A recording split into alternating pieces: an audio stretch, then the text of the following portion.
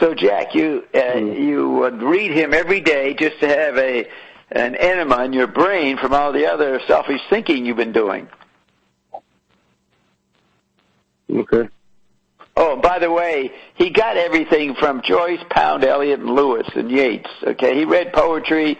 He read the criticism these guys wrote, their philosophy, plus a lot of other stuff. He was a voracious reader. And then he shaped his whole environment, basically. Yeah, he noticed they all were saying in different fields kind of the same pattern. So he says, oh, they're all dupes of the radio environment or the TV environment. He says the medium the society was using made all the thinkers think a certain way. The TV made them think rather than watching TV and thinking. TV made them think in a certain style. So he would just make an inventory of quotes from all kinds of books and show the common underlying pattern, conceptual pattern, and then he would say, look, this is what a TV screen looks like. Finnegan's Wake looks like a TV screen. So he said TV inspired everybody. And then computers were going to do the same thing. Like, people, I listened to Joe Rogan and Elon Musk talking about whether reality was a simulation or a hologram. Now, the hologram and simulations have been around as our present technology for 30 years or more, epitomized by the Matrix movie. So because it's the dominant technology and the image of what people think they're working for, then all our thinking starts saying, oh, are we a hologram? In other words, they're repeating the pattern McLuhan noticed. Joyce and them were all imitating radio, and now you got these guys doing talk shows wondering if they're a matrix or a hologram. And they are, but it's not the future, it's now, and it is the medium of the day that makes them think that they are that medium. Just like in Newton's day, everybody thought they were a clock. Made the universe seem like a clock. So the medium makes people think in a certain image.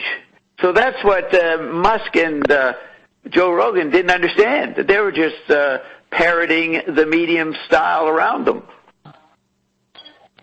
Bob, is the medium a frequency?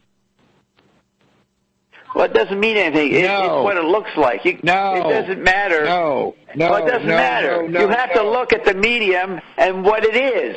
Television was a screen with dots on it, and everybody could watch it at the same time. That's not true. That's not necessarily true because somebody has to invent the TV. Look, you're not even paying for this course. You're just interloping. You're just a guy sitting in on a course, and we don't interrupt the professor. Stop interrupting the professor. So how then did the TV become if it already was? It doesn't matter if it's become or was. It's what it did. Okay, so you look at your cell phone. He's trying to figure out. Okay. Who are we talking to? Jack. Yeah. Look at your cell phone and analyze the material network it is. And then notice everybody's thinking like the cell phone. Go get somebody else's creation and sell the fuck out of somebody else's creation, and you'll be fine if what Bob's telling you is right. You have it doesn't matter. It doesn't matter if you sell stuff. You still got to spend a few minutes each day over the next couple of years reading McLuhan to get this point.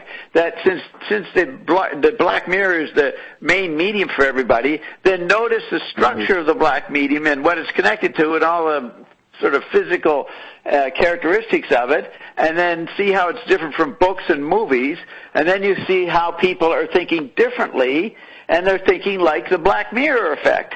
So the medium made them think a certain way. So what's the Black Mirror do? Doesn't give you a chance to think. So nobody's thinking anymore. That's a major effect of the cell phone. They're just reacting to whatever feeds are coming over on the Black Mirror. That's different from television, different from books, different from early computers. See, so you look at the nature and characteristics of the medium that everybody's engaging in. Then you make a metaphor of that and match it on to what ideas people talk about. So why is all this occult mystery landscape stuff that Ion revealed, why is all that stuff dominating the content of entertainment? Because the Black Mirror is a mystery landscape for most people. They never thought they'd be addicted to something and can't remove themselves from it, and yet they can't say what they accomplished at the end of the day, but they can't stop looking. So they're possessed by a vampire, a werewolf, a succubus. Wow. Which is the pattern of all media. It possesses the society and makes everybody mirror the characteristics of the medium. So everybody had a point of view back in the day when it was just books. And it was so serious, your point of view, that usually you didn't talk about religion and politics. You just pontificated about Charles Dickens or some novelist or a poet or some music. What do people today don't have points of view? They just have interruptions. You're interrupting their time by themselves as a parallel world through their dangling ganglia in the Black Mirror. And the only time they get out of that is when they get text by somebody who tells them to do something, and then you got to interact with the chemical body for a few minutes. But then they go back to the dark mirror. That's their main activity. So they live like electrons or neutrinos. They know what's coming. They already lived it yesterday. So there's your Groundhog Day. And they disappear and reappear like electrons.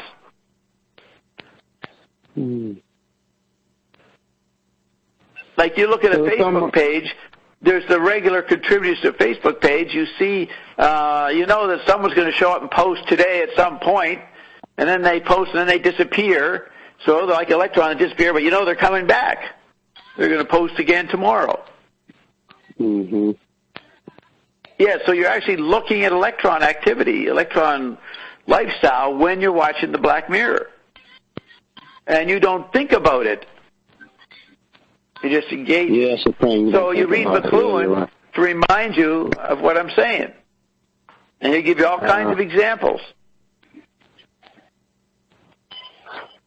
So this is the thing. Once you already No, there's nothing to say about it. There's nothing to speculate about. You just got to do it. So when the show's over, when you stop listening to us, you got to read some McLuhan before you go to sleep. Okay. And it's preferable to read it in order so you know where you were, rather than just jumping around. Yeah. Okay. So we should go on to someone else. Unless Ian wants to does Ian have a closing rebuttal on the Jack case that they want to say? Yeah, borrow somebody's TV and you'll learn something. Okay.